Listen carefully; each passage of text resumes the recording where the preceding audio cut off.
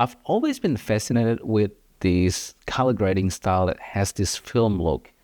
And I have not been able to achieve that even if I used a lot. And then Dehancer reached out to me. They just want me to try out this plugin in Adobe Premiere Pro and listen to my honest opinion about it. So this is why I create this video. I am by no means an expert in color grading. This is my first time using Dehancer. I've been playing around with this for the last week or so just to get a feel of it. It is actually a powerful tool. There's so many options that you can play around here with the Dehancer. What we're going to do today is we're going to color grade a couple of footage here, maybe just two, so we don't, otherwise it's going to be a long video. Let's start with this one, the Nikon Z6 footage. So once you got it installed, it's going to be sitting in the film emulation folder. And what you do is you just drag and drop just like that. You can see it does create an impact already. There's a lot of options here. As you can see, it's input, film developer, and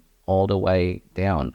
And all these options in Dehancer, the film developer, if you don't tick this enable box, then it will not do anything. For example, the contrast boost, I can just mark around as much as I want, but if you don't tick this, it won't do anything. But as soon as you tick it, you can see that the changes will kick in. It also gives you flexibilities on every single section here, because if there's a section that you don't need, for example, you might not need grains, then you won't need a ticket and you won't have that effect in your footage. But in this circumstance, I'm probably going to take most of it so you can see how the end result looks like. The input is always the good start. If you're shooting in log though, you might want to choose the Rec 709 profile, or you want to go down and choose the camera. There's a bunch of camera selections here in the menu. Unfortunately, this is one of the probably can be improved, Dehancer, because there is no Nikon camera in there. Even Apple iPhone's there.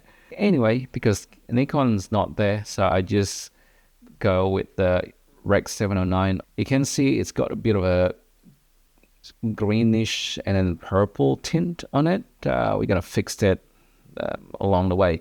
Under the input, you got the temperature compensation. This is, again, self-explanatory. This is the temperature. I probably want to warm it up a little bit here. Just that much. Tint, I'm going to pull to the purple side of it. Okay, looks about right. On the fringe, I'm probably going to leave it the way it is. In the normal, which is 50, that's the standard there. And the radius, so just leave it there. Okay. Now, the film. This is very interesting because this plugin is basically a film simulation. So I've never shot videos with film before. If you have shot movies using films, then this is probably heaven. There's a lot of simulation here, as you can see, going from Kodak, Konica, Lumichrome, and I would probably go with the Portra 400. Looks pretty good to me. Okay, so the contrast boost, I want to make it a bit more contrasty, and the gamma correction, let me just tweak it down a little bit like that. Just a little bit of a subtle changes will do. Color separation, can't really see much difference on it once, so I just leave it as the default. So that's the film developer option, the color boost. This is basically the saturation. I want to make it a bit saturated a little bit there. Okay, yep, that looks good to me. Okay, so before I go to the film developer and film compression, I want to touch on the print. So the print is like, if you shoot photos with film cameras, what sort of medium you want to print your photos on. It feels like that for this one. If you choose linear, all the adjustments that you created here, you selected, that will just go through and bypass like that. However, you can choose other options, which is the photo paper or the preset. Like this one, Cineon Film Log, it's pretty flat. Fujifilm, it's got that nostalgic look with that. Kodak, and another Kodak Endura glossy paper, which is a little bit more warm. So let's go with the Fujifilm 3513 print film. Okay, now the target white, this is like a white balance. If you slide it to the left, it gets more warm, as you can see. If you slide it to the right, it gets more cool. I probably prefer a little bit warmish here. Now, we can stop here, right? If you sort of like this look already, then this is it. This is your grade. This is the before with auto white balance, by the way. And this is the after. So if you're happy with this look, then this is basically done for your grading. But let's continue on. The exposure, maybe I want to make it brighter, just like that. The contrast, the tonal contrast, that looks good to me. The color density, I'm probably going to make it a bit more saturated a little bit. So I think that's enough here. And the saturation is already set as 100, okay? So we leave it at that. Now let's go back to the film compression. I honestly don't know what the film compression means, but let's play around with that. Okay, doesn't change anything. The white point doesn't really have that big impact on it. And with the expand, it's got the black point and the white point. It does play around with the contrast. And I don't want to go too crazy about this because it's so easy to go overboard with this. So I am just going to, do some little changes that I think that looks enough. Yeah, okay. The color head probably the only section that I think the easiest part to understand because it's pretty straightforward. It's got a yellow and blue, magenta and green.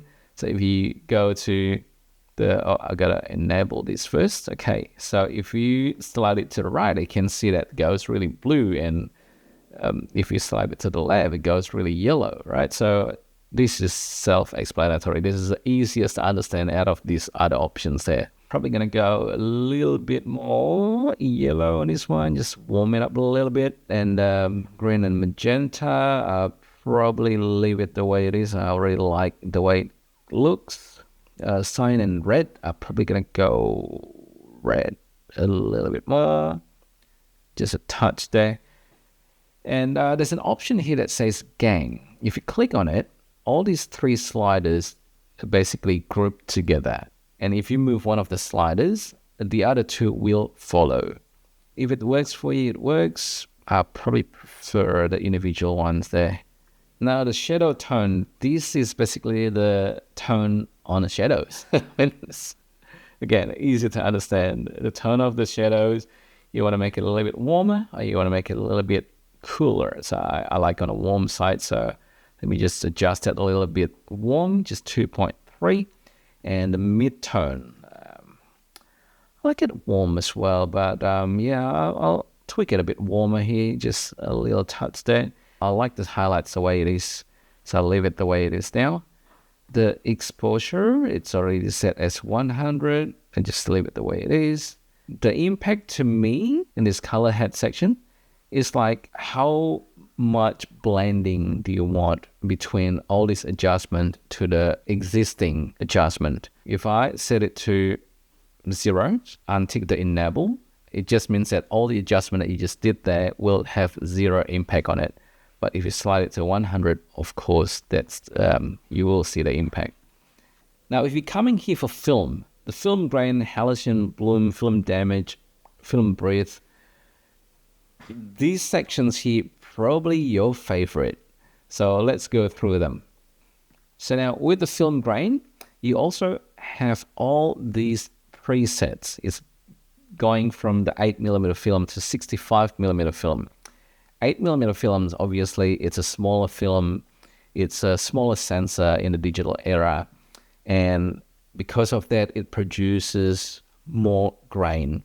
So if you really like the grain, you can choose the smallest sensor, which is 8mm, and you can choose the highest ISO out of that, which is ISO 500. As soon as I select that, do 100% enlargement, then yeah, you can definitely tell the difference.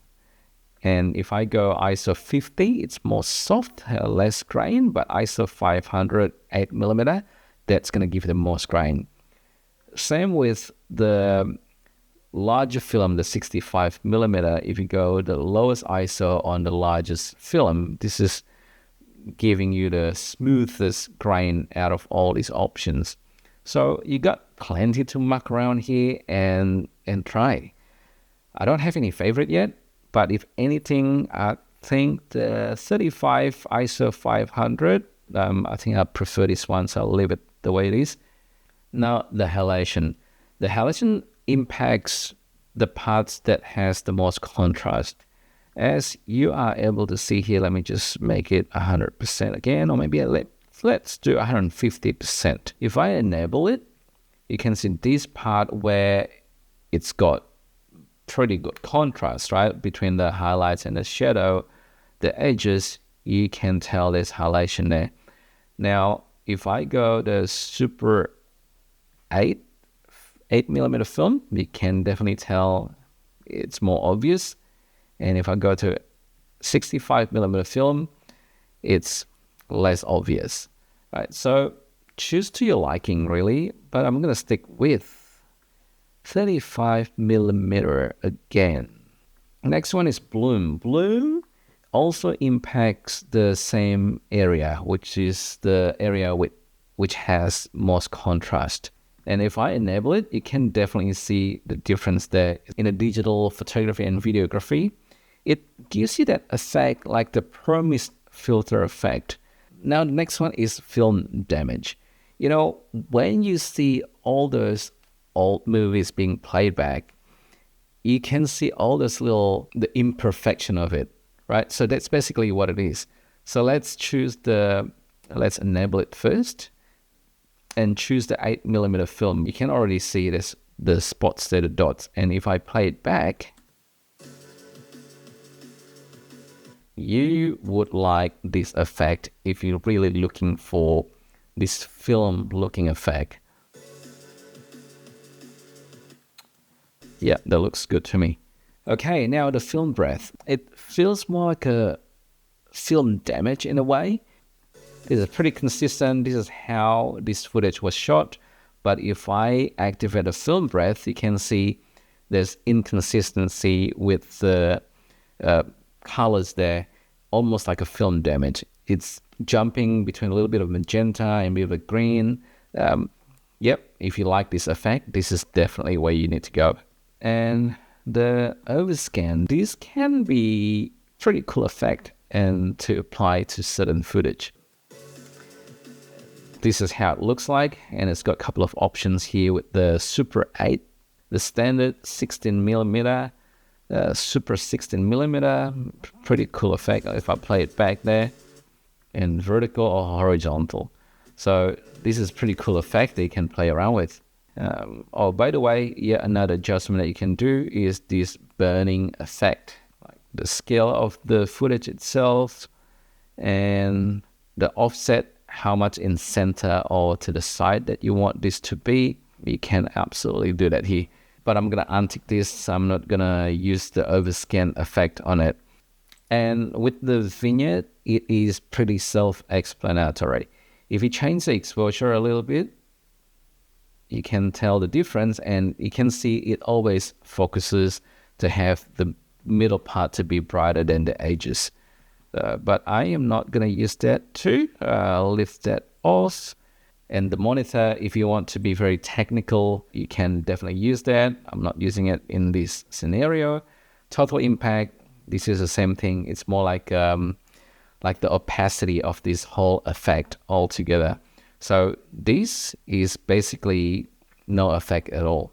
But if I want to apply the adjustment, just 50% of the total adjustment that I just did, then I just dial this down to 50%. Otherwise, leave it 100. And the last bit here, this is also very interesting. It's got this light generator, and you can export this setup or this setting as a LUT. Okay, so I am exporting this as a LUT. And let's try to apply this LUT to one of the footage here. Telemetry color, let's go to find the LUT that we just saved. 332 cube, yep, that's the one. All right, so there you go. This is before the light and after the light. You can see the difference. So this is the before edit, before the dehancer, and this is after the dehancer. And if I play it back, definitely there's film feel right there. Pretty cool. So these are the two footage that I graded with Dehancer. It is a powerful tool. You can just go down the rabbit hole and do a lot, or you can just do a simple stuff with that, and it will give you that filmic look pretty fast. So if you like this, if you want to give it a try, download it. If you then decide to go ahead with that, you can use my code below to get 10% off. It's a pretty good deal. Let me know down below if you have any questions or any thoughts about Dehancer. Otherwise, I will see you in the next video. Make this world a better place, my friend.